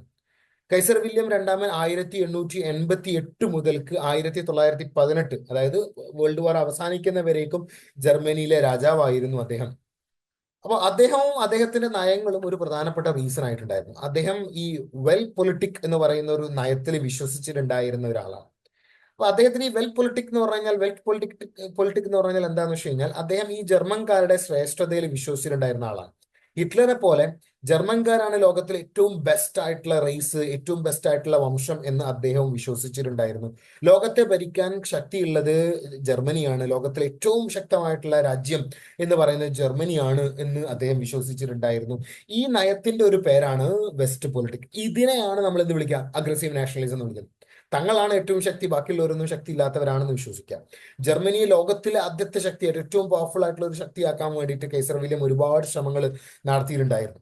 അദ്ദേഹം വിശ്വസിച്ചിട്ടുണ്ടായിരുന്ന ഒരു കാര്യം എന്ന് പറയുന്നത് വേൾഡ് പവർ ഓർ ഡൗൺഫാൾ എന്നുള്ള ഒരു ഫിലോസഫിയിൽ, അതായത് ഒന്നെങ്കിൽ ലോകത്തെ ഭരിക്കുക അല്ലെങ്കിൽ തകർച്ച. ഈ നയത്തിലാണ് അദ്ദേഹം വിശ്വസിച്ചിട്ടുണ്ടായത്. ഇതുകൊണ്ടാണ് അദ്ദേഹം ഒരുപാട് പ്രദേശങ്ങൾ കീഴടക്കാൻ വേണ്ടിയിട്ടുള്ള ശ്രമങ്ങൾ നടത്തിയിട്ടുണ്ടായിരുന്നത്. അതുപോലെ തന്നെ ഇദ്ദേഹം മറ്റ് രാജ്യങ്ങൾ പിടിച്ചടക്കാൻ വേണ്ടിയിട്ട് ഒരുപാട് ശ്രമങ്ങൾ നടത്തിയിട്ടുണ്ടായിരുന്നു ഈ വെൽറ്റ് പൊളിറ്റിക്കിന്റെ ഭാഗമായിട്ട്. അങ്ങനെയാണ് പണ്ട് ഒട്ടോമൻ എംപയറിന്റെ ഭാഗമായിട്ടുണ്ടായിരുന്ന ബഗ്ദാദ്, അങ്ങോട്ടേക്ക് അദ്ദേഹം ഒരു റെയിൽവേ ലൈൻ സ്ഥാപിക്കുന്നുണ്ട്. ബെർലിൻ ടു ബഗ്ദാദ് എന്ന് പറയുന്ന ഒരു റെയിൽവേ ലൈൻ അദ്ദേഹം സ്ഥാപിക്കുന്നുണ്ട്. അത് സ്ഥാപിക്കാനുള്ള ഒരു കാരണം എന്താണെന്ന് വെച്ച് കഴിഞ്ഞാൽ ഈ സമയത്ത് ഓൾറെഡി എന്താണ്, ഒട്ടോമൻ എംപയർ തകരുന്ന ഒരു സമയമാണ്. അപ്പോൾ ഈ ഒട്ടോമൻ എംപയറിന്റെ പ്രദേശങ്ങളായിട്ടുള്ള ബഗ്ദാദൊക്കെ കീഴടക്കുകയാണെന്നുണ്ടെങ്കിൽ അത് പിന്നീട് ജർമ്മനിക്ക് ഒരു വലിയൊരു നേട്ടമാവും. അപ്പൊ അത് മുന്നിൽ കണ്ടുകൊണ്ട് ഓട്ടോമൻ പ്രദേശങ്ങളിൽ ഒരു സാമ്പത്തിക നിയന്ത്രണം കൊണ്ടുവരിക എന്നുള്ള ഉദ്ദേശത്തോട് കൂടിയിട്ടാണ് ഈ ബെർലിൻ ടു ബഗ്ദാദ് എന്ന് പറയുന്ന റെയിൽവേ ലൈൻ അദ്ദേഹം സ്ഥാപിക്കുന്നത്. അപ്പൊ ഇങ്ങനത്തെ ഒരുപാട് നടപടികൾ കൈസർ വില്യം സ്വീകരിച്ചിട്ടുണ്ടായിരുന്നു പ്രദേശങ്ങൾ കീഴടക്കാൻ വേണ്ടിയിട്ട്. ബെർലിൻ നിന്ന് ബഗ്ദാദിലോട്ട് റെയിൽവേ. അപ്പോൾ ബഗ്ദാദ് ആരുടെ കീഴിലാവും, ജർമ്മനിയുടെ കീഴിലാവും. അതുപോലെ തന്നെ ഇദ്ദേഹത്തിന്റെ ഈ കൊളോണിയലിസവും എന്താക്കിയിട്ടുണ്ട് ഒരു പ്രധാനപ്പെട്ട കാരണമായിട്ട്. അതായത് ഈ ഏഷ്യയിലും ആഫ്രിക്കയിലും ഒരുപാട് കോളനികൾ പിടിച്ചെടുക്കുക എന്നുള്ളത് കൈസർ വില്യത്തിന്റെ ഒരു പ്രധാനപ്പെട്ട ആഗ്രഹമായിരുന്നു. അപ്പൊ ഈ ആഗ്രഹം എന്തായിട്ടുണ്ട്, ഈ ഫസ്റ്റ് വേൾഡ് വാറിലോട്ട് ഒരു പ്രധാനപ്പെട്ട റീസൺ ആയിട്ട് മാറിയിട്ടുണ്ട്. അപ്പൊ ഈ ആഗ്രഹം വെച്ച് പുലർത്തിയ സമയത്ത് മറ്റ് കൊളോണിയൽ സാമ്രാജ്യങ്ങൾക്ക്, അല്ലെങ്കിൽ ഇപ്പൊ ബ്രിട്ടന്, ഫ്രാൻസ് പോലുള്ള രാജ്യങ്ങൾക്ക് കൈസർ വില്യവും ജർമ്മനിയും ഒരു വലിയൊരു ഭീഷണിയായി മാറിയിട്ടുണ്ട്. കാരണം അവര് കണ്ണുവെക്കുന്ന ഒരുപാട് പ്രദേശങ്ങൾ ജർമ്മനി വന്ന് കോൺകർ ചെയ്യാണ്, അല്ലെങ്കിൽ അവരുടെ കയ്യിലുള്ള പ്രദേശങ്ങൾ പിടിച്ചെടുക്കാൻ വേണ്ടിയിട്ട് ജർമ്മനി യുദ്ധങ്ങൾ നടത്തും. അപ്പോൾ ജർമ്മനിയും ജർമ്മനിയുടെ കൊളോണിയലിസവും എന്താണ് ഒരു പ്രധാനപ്പെട്ട റീസൺ. അതാണ് ഞാൻ തുടക്കത്തിൽ പറഞ്ഞത്, ജർമ്മനിയും ജർമ്മനിയുടെ അത്യാഗ്രഹവും ഒരു പ്രധാനപ്പെട്ട റീസണായി മാറിയിട്ടുണ്ടായിരുന്നു ഫസ്റ്റ് വേൾഡ് വാറിലും അതുപോലെ തന്നെ സെക്കൻഡ് വേൾഡ് വാറിലും. ഈ 1870-കളിൽ തന്നെ ജർമ്മനി എന്തായിട്ടുണ്ട്, ഏകീകരിക്കപ്പെട്ടിട്ടുണ്ട്. ആ ഏകീകരണം ജർമ്മനിയിൽ ഒരുപാട് പുരോഗതി കൊണ്ടുവന്നിട്ടുണ്ടായിരുന്നു. ഈ ഏകീകരണം കാരണമായിക്കൊണ്ടാണ് വ്യാവസായിക വിപ്ലവം വളരെ ശക്തമായ രീതിയിൽ ജർമ്മനിയിൽ നടന്നിട്ടുണ്ടായിരുന്നു. ഇപ്പോൾ ഇൻഡസ്ട്രിയൽ റവല്യൂഷന്റെ ക്ലാസ്സിൽ നമ്മൾ പറഞ്ഞിട്ടുണ്ട് എന്ത്, ഇൻഡസ്ട്രിയൽ റവല്യൂഷൻ സ്റ്റാർട്ട് ചെയ്തിട്ടുണ്ടായിരുന്നത് ഇംഗ്ലണ്ടാണ്, പക്ഷേ വളരെ പെട്ടെന്ന് തന്നെ ജർമ്മനി ഇംഗ്ലണ്ടിനെ പോലും മറികടന്നിട്ടുണ്ടായിരുന്നു എന്ന്. ഒരുപാട് കമ്പനികൾ, ഒരുപാട് ഫാർമസ്യൂട്ടിക്കൽ കമ്പനീസ്, അതുപോലെ തന്നെ ഓട്ടോമൊബൈൽ കമ്പനീസ്, അങ്ങനെ കെമിക്കൽ ഫാക്ടറീസ്, അങ്ങനെ ഒരുപാട് വ്യവസായങ്ങൾ ഈ ജർമ്മനിയിൽ ഈ 1870 ശേഷം വന്നിട്ടുണ്ടായിരുന്നു. 1871 ശേഷം ജർമ്മനിയിൽ ഇൻഡസ്ട്രിയലൈസേഷൻ വളരെ ശക്തമായിട്ട് നടന്നിട്ടുണ്ടായിരുന്നു. അതുപോലെ തന്നെ ജർമ്മനിയിൽ ഉണ്ടാക്കുന്ന പ്രൊഡക്റ്റുകൾക്ക് ലോകത്തെമ്പാടും വലിയൊരു മാർക്കറ്റ് ഉണ്ടായിട്ടുണ്ടായിരുന്നു.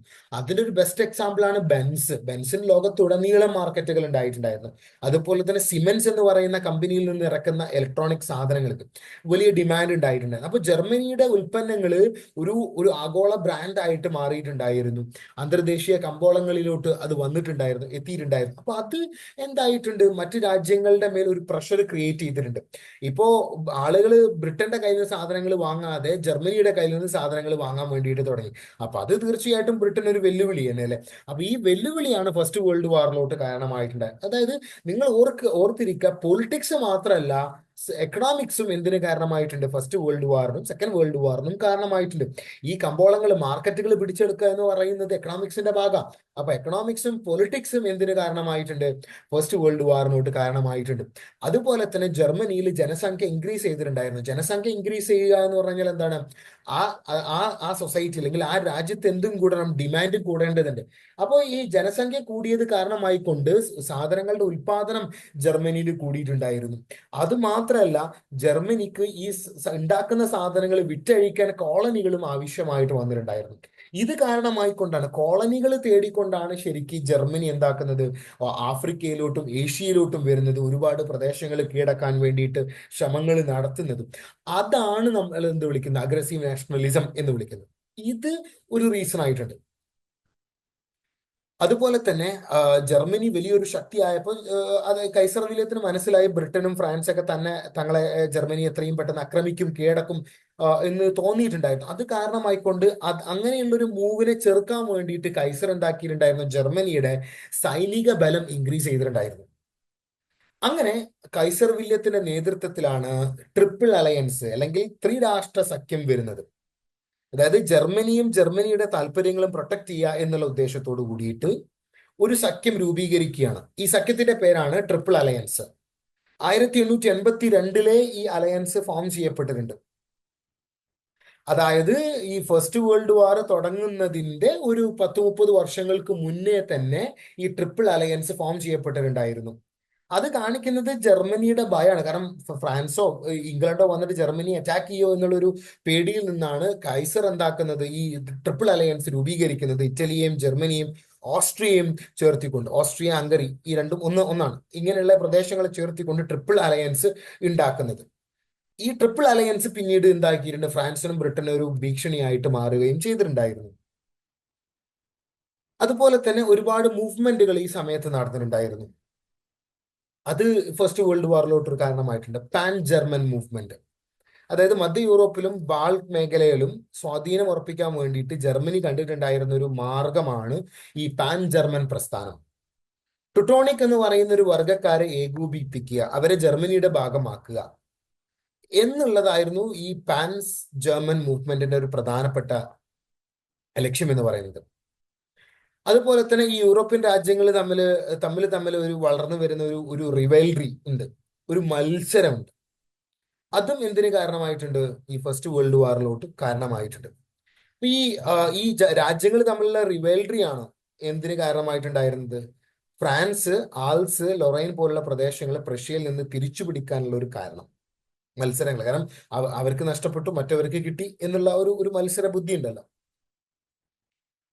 അതുപോലെ തന്നെ ഫ്രാൻസ് മനസ്സിലാക്കി വെച്ചിട്ടുണ്ടായിരുന്ന ഒരു കാര്യം എന്താണെന്ന് വെച്ച് കഴിഞ്ഞാൽ, ഫ്രാൻസിന് നഷ്ടപ്പെട്ട ഈ അൽസാസും അതുപോലെ തന്നെ ലൊറൈനുമാണ് ജർമ്മനിയെ വ്യാവസായിക രാജ്യമായിട്ട് മാറ്റിയിട്ടുണ്ടായിരുന്നതെന്നാണ് വിശ്വാസം. അതായത് ജർമ്മനിയിൽ നടക്കുന്ന വ്യാവസായിക വിപ്ലവത്തിന്റെ കാരണം ഫ്രാൻസിന് നഷ്ടപ്പെട്ടിട്ടുണ്ടായിരുന്ന അൽസും ലൊറൈനും ആണെന്ന് അവർ വിചാരിച്ചു. കാരണം അൽസിലും ലൊറൈനിലുമായിട്ട് ഒരുപാട് വ്യവസായങ്ങൾ ജർമ്മനി സ്റ്റാർട്ട് ചെയ്തിട്ടുണ്ടായിരുന്നു ഈ സമയത്ത്. അപ്പോൾ ഫ്രാൻസ് വിചാരിച്ച എന്താ, ഫ്രാൻസിന് അത് നഷ്ടപ്പെട്ടു, ആ പ്രദേശങ്ങൾ ജർമ്മനിക്ക് കിട്ടിയത് കൊണ്ടാണ് അവര് ഡെവലപ്ഡ് ആയിട്ട് അല്ലെങ്കിൽ അവർ ഇൻഡസ്ട്രിയലൈസ്ഡ് ആയിട്ട് മാറിയിട്ടുണ്ടായിരുന്നു. അപ്പോൾ എത്രയും പെട്ടെന്ന് ആ പ്രദേശങ്ങൾ തിരിച്ചു പിടിക്കണമെന്ന് ജർമ്മനിക്ക് തോന്നുകയാണ്. അപ്പൊ അതൊരു മത്സര ബുദ്ധിയാണ്. അത് അതൊരു അഗ്രസീവ് നാഷണലിസത്തിന് ഒരു എക്സാമ്പിൾ ആണ്. അപ്പൊ അത് എന്തിന് കാരണമായിട്ടുണ്ട്? ഫസ്റ്റ് വേൾഡ് വാറിനോട്ട് കാരണമായിട്ടുണ്ട്. അപ്പൊ ഈ ഓൾസേസും ലൊറൈനും തിരിച്ചു പിടിക്കാൻ വേണ്ടിയിട്ട് 1871 തന്നെ ഒരു പ്രസ്ഥാനം ഫ്രാൻസ് സ്ഥാപിച്ചിട്ടുണ്ടായിരുന്നു. ഈ പ്രഷ്യയുടെ കയ്യിൽ നിന്ന് ലൊറൈനും അൾസും തിരിച്ചു പിടിക്കാൻ വേണ്ടിയിട്ട് 1871 ഒരു പ്രസ്ഥാനം സ്റ്റാർട്ട് ചെയ്തിട്ടുണ്ട്. ആ പ്രസ്ഥാനത്തിന്റെ പേരാണ് റിവെഞ്ച് മൂവ്മെന്റ്, അല്ലെങ്കിൽ പ്രതികാര പ്രസ്ഥാനം. നഷ്ടപ്പെട്ടത് തിരിച്ചു പിടിക്കാൻ വേണ്ടിയിട്ടുള്ള ഫ്രാൻസിന്റെ അറ്റംപ്റ്റ്. ഇതും എന്തിനു കാരണമായിട്ടുണ്ട്? ഇതെല്ലാം അഗ്രസീവ് നാഷണലിസത്തിന്റെ എക്സാമ്പിളുകളാണ്. ഇത് നിങ്ങൾ ഓർത്തിരിക്കാം. ഇത് കാരണമായിക്കൊണ്ടാണ് ഫസ്റ്റ് വേൾഡ് വാർ നടന്നിട്ടുണ്ടായിരുന്നത്. അപ്പൊ ഈ ഇത്തരത്തിലുള്ള ഈ എന്താ പറയുന്നത്, ആക്രമണം, വയലൻസ്, അതുപോലെ തന്നെ അഗ്രസീവ് നാഷണലിസം ഒക്കെ ഫസ്റ്റ് വേൾഡ് വാറിന്റെ ഒരു പ്രധാനപ്പെട്ട കാരണമാണ്. അപ്പൊ ഓപ്പോസിറ്റ് സൈഡില് ജർമ്മനി വല്ലാണ്ട് വികസിക്കുന്നുണ്ട്. ജർമ്മനിയിൽ ഒരുപാട് കാര്യങ്ങൾ നടക്കുന്നുണ്ട്. ജർമ്മനി ഒരു പൊളിറ്റിക്കൽ ഗ്രൂപ്പ്, ഒരു അലയൻസ് രൂപീകരിക്കുന്നുണ്ട്. അപ്പൊ ഇത് കണ്ടപ്പോ ഫ്രാൻസിന് പേടിയായി. കാരണം ഫ്രാൻസിന്റെ ശത്രുവാണ് ജർമ്മനി.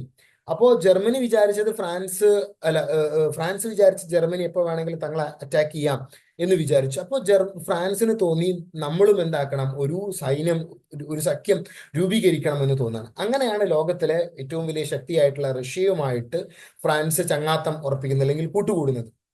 1891 തന്നെ, അതായത് നമ്മളെ ഈ ട്രിപ്പിൾ അലയൻസ് ഫോം ചെയ്ത് ഒരു കുറച്ച് വർഷത്തിന് ശേഷം, ഒരു 6-7 വർഷത്തിന് ശേഷം ഈ ഡ്യുവൽ അലയൻസ് അല്ലെങ്കിൽ ഇരട്ട സഖ്യം എന്ന് പറഞ്ഞുകൊണ്ട് റഷ്യയും ഫ്രാൻസും കൂടെ ഒരു സഖ്യം രൂപീകരിക്കുന്നുണ്ട്. അന്ന് ഫ്രാൻസിന്റെ കൂടെ ബ്രിട്ടൻ ജോയിൻ ചെയ്തിട്ടില്ല. കാരണം ബ്രിട്ടനും ഫ്രാൻസും ബദ്ധശത്രുക്കളായിരുന്നു. അപ്പൊ ഫസ്റ്റ് ടൈം ബ്രിട്ടൻ ഫ്രാൻസിന്റെ കൂടെ ജോയിൻ ചെയ്തിട്ടുണ്ടായിരുന്നില്ല. പക്ഷെ പിന്നീട് ഫസ്റ്റ് വേൾഡ് വാർ തുടങ്ങുന്നൊക്കെ ഒരു സമയത്ത് എന്താക്കുന്നുണ്ട്, ഇതിന്റെ കൂടെ ഫ്രാൻസിന്റെ കൂടെ ബ്രിട്ടൻ ജോയിൻ ചെയ്യുന്നുണ്ട്. അങ്ങനെ ഫ്രാൻസും റഷ്യയുമായിട്ട് ഒരു സഖ്യം ഉണ്ടാവുകയാണ് ജർമ്മനിക്കെതിരെ. അപ്പൊ ഈ സഖ്യത്തിൽ ഒരു കരാർ ഒപ്പിടുന്നുണ്ട്, ഡ്യുവൽ അലയൻസ് എന്ന് പറയുന്ന കരാർ ഒപ്പിടുന്നുണ്ട്. അത് കാരണമായിക്കൊണ്ട് റഷ്യക്ക് വേണ്ട എല്ലാവിധ സപ്പോർട്ടും കൊടുക്കാൻ വേണ്ടിയിട്ട് ഫ്രാൻസ് തയ്യാറാവാണ്. റഷ്യയിൽ റെയിൽവേ സ്റ്റാർട്ട് ചെയ്യണമെന്ന് ആഗ്രഹിക്കുന്നുണ്ട് അവിടുത്തെ രാജാവ്. അങ്ങനെയാണ് റഷ്യക്ക് റെയിൽവേ സ്ഥാപിക്കാൻ വേണ്ടിയിട്ടുള്ള ലോണ് ഫ്രാൻസ് കൊടുക്കുന്നത്. അതുപോലെ തന്നെ ജർമ്മനിക്കെതിരെ പോരാടാൻ വേണ്ടിയിട്ട് ആയുധങ്ങൾ നിർമ്മിക്കാനുള്ള ഫണ്ടും ആരെന്നാണ് കൊടുക്കുന്നത്? ഫ്രാൻസ് ആണ് കൊടുക്കുന്നത്. അപ്പൊ ഈ സഖ്യത്തിന്റെ ലക്ഷ്യം എന്ന് പറയുന്നത് ജർമ്മനിയെ പരാജയപ്പെടുത്തുക, ജർമ്മനിയുടെ കൂടെയുള്ള മറ്റു രാജ്യങ്ങളെയും പരാജയപ്പെടുത്തുക. അതായത് ജർമ്മനിക്കെതിരെയും ഓസ്ട്രിയക്കെതിരെയായിരുന്നു ഈ സഖ്യം. അതിനുശേഷം 3 വർഷങ്ങൾക്കിപ്പുറം 1894 ഒരു സീക്രട്ട് മിലിറ്ററി പാക്ട്, സീക്രട്ട് രഹസ്യ സൈനിക ഉടമ്പടി ഇവർ സൈൻ ചെയ്തിട്ടുണ്ടായിരുന്നു. ഇത് കാരണമായിക്കൊണ്ട് ഏതെങ്കിലും ഒരു രാജ്യത്തെ, അതായത് ഇപ്പൊ ഫ്രാൻസിനെ ജർമ്മനി ആക്രമിക്കുകയാണെന്നുണ്ടെങ്കിൽ റഷ്യ അതിൽ ഇടപെടും. എന്നിട്ട് ഫ്രാൻസിനെ സഹായിക്കും ജർമ്മനിയെ തുരത്താൻ അല്ലെങ്കിൽ തോൽപ്പിക്കാൻ വേണ്ടി. അതുപോലെ തന്നെ നേരെ ഓപ്പോസിറ്റ്. അപ്പൊ ഇങ്ങനെയാണ് ഒരു സീക്രട്ട് മിലിറ്ററി പാക്ട് ഇവർ രണ്ടുപേരും കൂടെ ഫ്രാൻസും റഷ്യയും കൂടെ ചേർന്ന് നടപ്പിലാക്കുന്നത്. ഇതെല്ലാം ഓരോരോ റീസൺസ് ആണ് ഈ ഫസ്റ്റ് വേൾഡ് വാറിലോട്ടുള്ള അഗ്രസീവ് നാഷണലിസത്തിന്റെ ഒക്കെ ഭാഗമായിട്ട് നടന്നിട്ടുണ്ടായിരുന്ന കാര്യങ്ങളാണ്. അഗ്രസീവ് നാഷണലിസത്തിന്റെ മറ്റൊരു എക്സാമ്പിൾ ആണ് ജപ്പാൻ. ഏഷ്യയിലെ ഏറ്റവും വലിയ സൂപ്പർ പവർ ആവണം എന്നായിരുന്നു ജപ്പാന്റെ ഒരു ആഗ്രഹം എന്ന് പറയുന്നത്. അങ്ങനെ ജപ്പാൻ അതിനു വേണ്ടിയിട്ടുള്ള ശ്രമങ്ങൾ നടത്തുന്നുണ്ട്.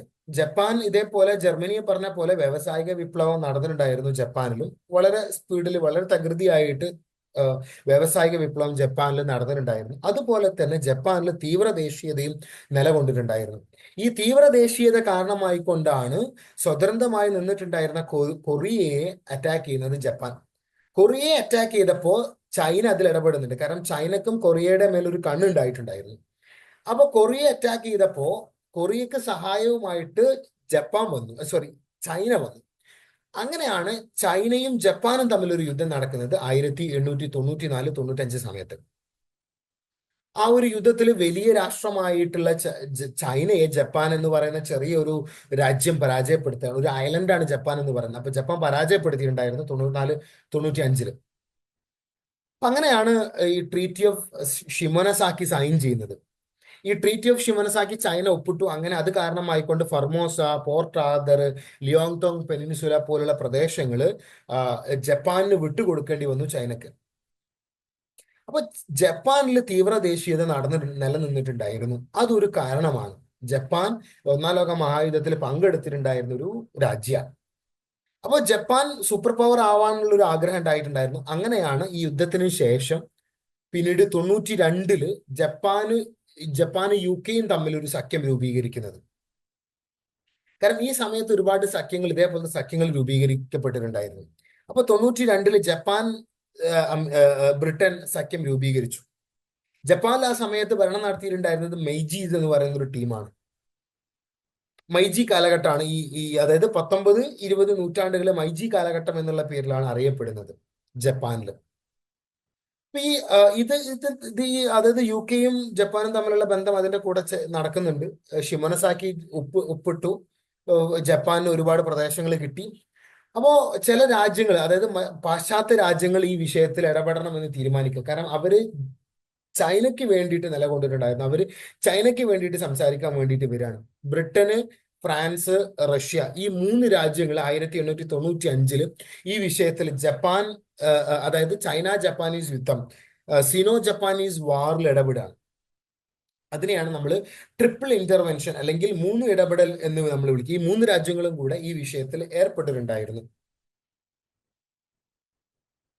അതായത് ചൈന ഈ ഇൻവൈഡ് ചെയ്തത്, ജപ്പാൻ അറ്റാക്ക് ചെയ്തതൊന്നും ശരിയായില്ല എന്നാണ് അവർ പറഞ്ഞിട്ടുണ്ടായിരുന്നത്. എനിവേ, അപ്പൊ അത് നിങ്ങൾ ഓർത്തിരിക്കുക. പിന്നീട് 94 തൊണ്ണൂറ്റി ഇടയിൽ റസോ ജപ്പാനീസ് യുദ്ധം നടന്നിട്ടുണ്ടായിരുന്നു. റഷ്യയും ജപ്പാനും തമ്മിലുള്ള യുദ്ധം. അതൊരു റീസൺ ആണ്. കാരണം ഈ ജപ്പാന്റെ അഗ്രസീവ് നാഷണലിസം ഒരു ബെസ്റ്റ് എക്സാമ്പിൾ ആണ്. അപ്പോൾ ഈ റസോ ജപ്പാനീസ് യുദ്ധം നടക്കുന്നു. ഇതിന് പ്രധാനപ്പെട്ട കാരണം എന്ന് പറയുന്നത് റഷ്യ മഞ്ചൂരിയ പിടിച്ചടക്കിയത്. മഞ്ചൂരിയ എന്ന് പറയുന്നത് ചൈനയുടെ നോർത്തേൺ റീജിയനാണ്. അപ്പൊ ഈ മംഗോളിയയുടെ അടുത്തുള്ള പ്രദേശമാണ് മഞ്ചൂരിയ. ഈ മഞ്ചൂരിയ എന്ന് പറയുന്ന പ്രദേശം റഷ്യ കീഴടക്കി. അത് ആർക്കും ഇഷ്ടമുണ്ടായിരുന്നില്ല, ജപ്പാനിന് ഇഷ്ടമുണ്ടായിരുന്നില്ല. അങ്ങനെയാണ് റസോ ജപ്പാനീസ് യുദ്ധം നടക്കുന്നത്, അല്ലെങ്കിൽ റഷ്യ ജപ്പാനീസ് യുദ്ധം നടക്കുന്നത് ഈ ഒരു കോണ്ടെക്സ്റ്റിലാണ്.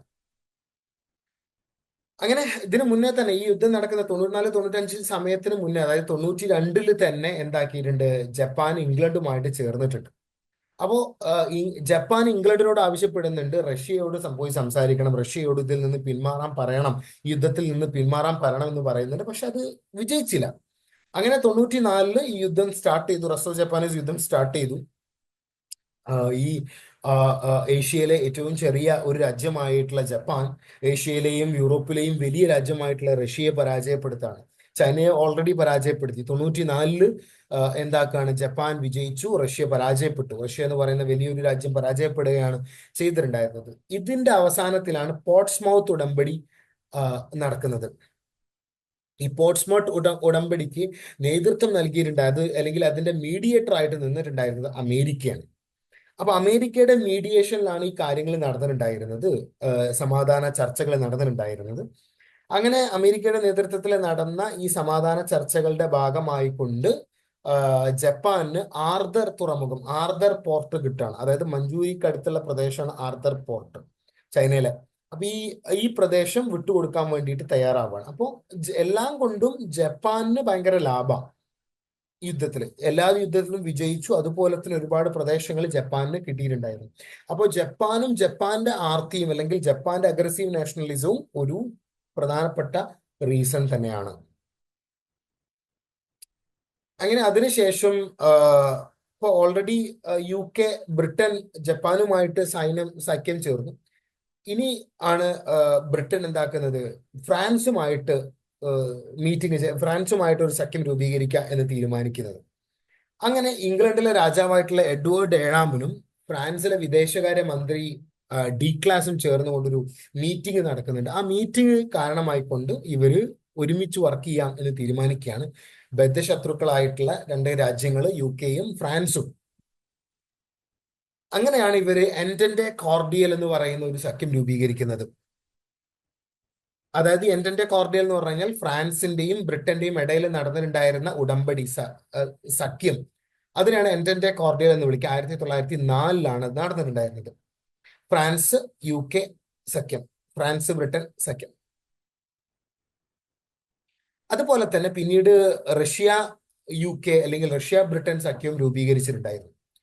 അങ്ങനെ 1907 ട്രിപ്പിൾ എൻറ്റൻറ്റെ എന്ന് പറയുന്ന അല്ലെങ്കിൽ ത്രിരാഷ്ട്ര സൗഹൃദ നാടുകൾ എന്ന് പറയുന്ന ഒരു സഖ്യം രൂപീകരിക്കുകയാണ് ട്രിപ്പിൾ അലയൻസിനെതിരെ. ട്രിപ്പിൾ അലയൻസിൽ ഉണ്ടായിട്ടുണ്ടായിരുന്നത് ജർമ്മനിയും ഓസ്ട്രിയയൊക്കെയാണ്, ഇറ്റലിയൊക്കെയാണ്. അപ്പോൾ അതിനെ തോൽപ്പിക്കാൻ വേണ്ടിയിട്ട്, ജർമ്മനിയെ തോൽപ്പിക്കാൻ വേണ്ടിയിട്ട് ബ്രിട്ടനും ഫ്രാൻസും കൂടെ ഒന്നിക്കുകയാണ്. ട്രിപ്പിൾ എൻറ്റൻറ്റെ എന്ന് പറയുന്ന ഒരു സഖ്യം രൂപീകരിക്കുകയാണ്. അതിൽ UK-യും റഷ്യയും ഫ്രാൻസും ഭാഗമായിട്ടുണ്ട്. അപ്പൊ ഈ കാര്യങ്ങളൊക്കെയാണ് പ്രധാനപ്പെട്ട റീസൺസ് എന്ന് പറയുന്നത്. ഈ ബ്രിട്ടനും ജർമ്മനിയും തമ്മിലുള്ള യുദ്ധം, ബ്രിട്ടനും ഫ്രാൻസും തമ്മിലുള്ള യുദ്ധങ്ങളൊക്കെ പ്രധാനപ്പെട്ട കാരണങ്ങളാണ് ഫസ്റ്റ് വേൾഡ് വാർ നടക്കുന്നത്.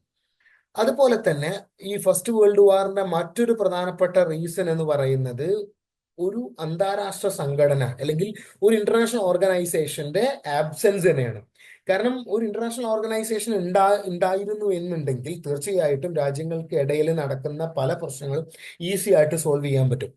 അപ്പൊ ഈ ഫസ്റ്റ് വേൾഡ് വാർ നടക്കുന്ന ഈ ഒരു സമയത്ത് ഒരു അന്താരാഷ്ട്ര, ഒരു ഇന്റർനാഷണൽ സംഘടനയും ഇന്റർനാഷണൽ ഓർഗനൈസേഷനും ഇല്ല. അതൊരു റീസൺ ആണ്. 1882 1907 ഇടയിൽ ഹേഗിൽ വെച്ചിട്ട് ഒരു ലോക സമ്മേളനം നടന്നിട്ടുണ്ടായിരുന്നു രാഷ്ട്രങ്ങളുടെ. അതില് ഈ രാജ്യങ്ങളുടെ ഇടയിൽ പരസ്പരം സൗഹൃദം ഉണ്ടാക്കാൻ വേണ്ടിയിട്ട് തീരുമാനിക്കണം, സൗഹൃദം ഉണ്ടാക്കാനുള്ള നടപടികൾ സ്വീകരിക്കണം എന്ന് ഒരു തീരുമാനം എടുത്തിട്ടുണ്ടായിരുന്നു. പക്ഷേ അതിൽ ഫലമൊന്നും ഉണ്ടായിട്ടുണ്ടായിരുന്നില്ല. ഈ ഹേഗ് എന്ന് പറയുന്നത് നെതർലാൻഡ്സിലെ ഒരു പ്രദേശമാണ്, അല്ലെങ്കിൽ ഹോളണ്ടിലെ ഒരു പ്രദേശമാണ് ഹേഗ്. അപ്പൊ അവിടെ വെച്ചിട്ട് 1882 1907 ഇടയിലായിട്ട് പല സമ്മേളനങ്ങൾ നടന്നിട്ടുണ്ട്.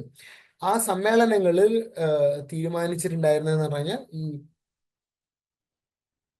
ലോകരാജ്യങ്ങൾക്കിടയിൽ എന്ത് വലിയ പ്രശ്നമാണെന്നുണ്ടെങ്കിൽ ഒരു സൗഹൃദം, ഒരു ഫ്രണ്ട്ലി അറ്റ്മോസ്ഫിയർ ഉണ്ടാക്കിയെടുക്കുക എന്നുള്ളത് അതിൻ്റെ ഒരു പ്രധാനപ്പെട്ട ലക്ഷ്യമായിരുന്നു. അങ്ങനെ ഉണ്ടാക്കിയെടുക്കാൻ വേണ്ടിയിട്ട് ശ്രമങ്ങൾ നടന്നിട്ടുണ്ടായിരുന്നു. പക്ഷെ അതിലൊന്നും തന്നെ വിജയിച്ചിട്ടുണ്ടായിരുന്നില്ല എന്നുള്ളതാണ്.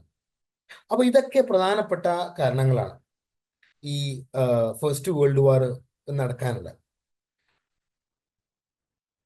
ബാക്കി നമുക്ക് നെക്സ്റ്റ് ക്ലാസ്സിൽ ഡിസ്കസ് ചെയ്യാം.